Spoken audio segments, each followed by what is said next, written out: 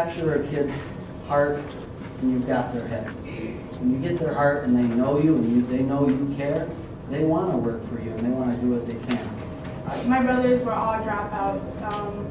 I have a 16-year-old brother who is a father and a 19-year-old brother who's in prison.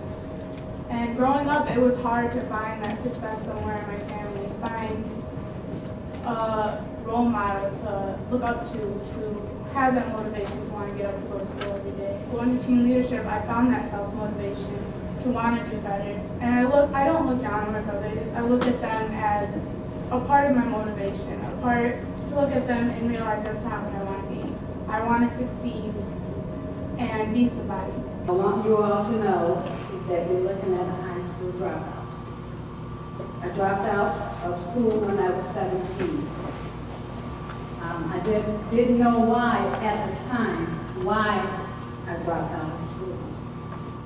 But I know now it's because I didn't have any goals, I didn't have any dreams, I didn't have any plans.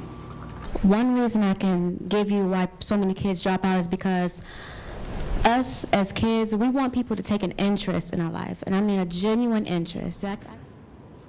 Simply put, without a caring and consistent adult relationship, lots of urban kids will never be engaged and motivated to learn and will probably end up dropping out. There's no way around it. Motivation is required for student success. Never before had I experienced such caring, genuine teachers or such effective learning and teaching strategies. By the end of my first day, I was so excited that I got to attend a school where everyone genuinely cares about every student that walked in the doors, where we weren't treated as bad kids because we attended an alternative school. At Hill, we are treated as individuals, taking advantage of the second chance that was given to us. In my opinion, everyone deserves a second chance. Dropouts are a symptom of a larger socioeconomic picture. There isn't going to be one solution.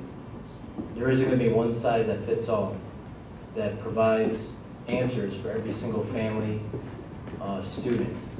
I'm here today because my son is in 9th grade, and ever since elementary and middle school, he has had a high grade point average. Looking forward to high school, was very excited. He understood the importance of keeping up with math and all his classes. However, now with the Algebra 1, Algebra 2 geometry that is mandated all of a sudden by the state, he is unfortunately, with the help and thousands of dollars for tutoring and extra help, failing algebra. He now has to go to summer school for Algebra 1, Algebra 2, which if they don't pass with a C, then he can't progress and he will not graduate. Now after this, his thing is his other classes his grades are slowly going down. He doesn't want to go to school. His ambition has dropped. Rigor demands supports. A rigorous curriculum is a key element of successful schools, but only when students are given the appropriate support services to allow them to succeed in a rigorous program. I don't think anybody in this room or anybody around education, whether they're a teacher, an educator, a board member, a superintendent, thinks that we should lower standards. I don't think anyone's calling for that. But I think we have to have standards that are relevant to the students.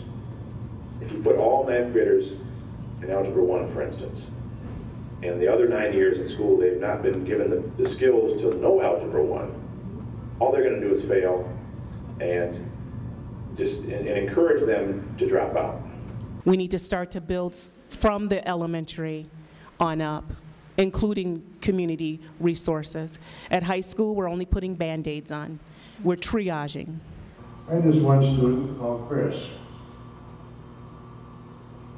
Chris got more E's than he did D's.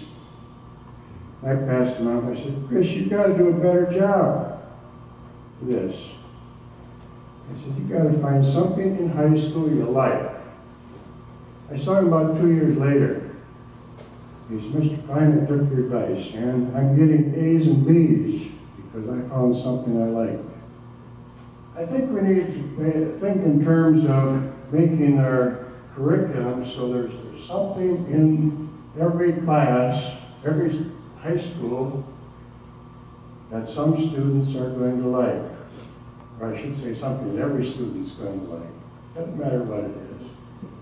And I think that can make a big difference in the value, the community.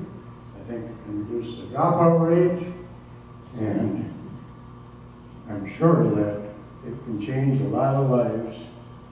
He's had a lot of difficulty in school and eventually didn't make it through regular high school, tried alternative school, didn't get enough support there.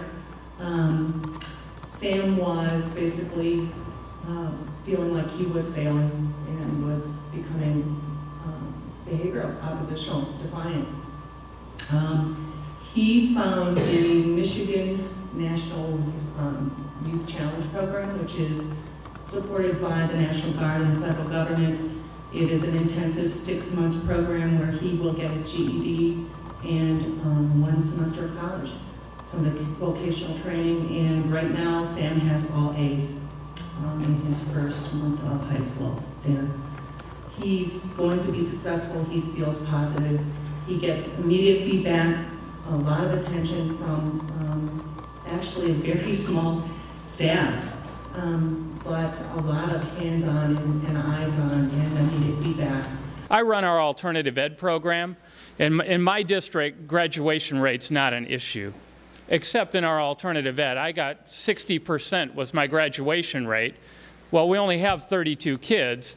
Well, that's because 10 of my kids were fifth-year seniors, and they hold that against me, which is, as I told my board, I could care less if they hold that against us, because that's not why we're here. We're not here to prove a statistic. I'm here to have kids graduate. All 10 of my fifth-year seniors graduated, all 10 of them. I don't care what the graduation rate they posted says. It doesn't make any difference for how we're going to operate. Those kids graduated. They need to graduate. They needed more time. To stem the tide of the dropouts, one of the things that we need is to have strong elementary schools and have adequate textbooks, supplies, smaller classes, and concerned, caring school personnel to meet the growing needs of the children. We've got to continue to think outside the box and do business differently and more creatively. I think the educators need to understand that they need to develop broad-based community partnerships aimed at serving at-risk youth who are potential dropouts. I think we've got to involve more people in our communities throughout the state of Michigan, families, churches, local government, business, block clubs, and other community organizations. We've got to understand that this is not just an educational problem, it's a community, business, economic, and social problem.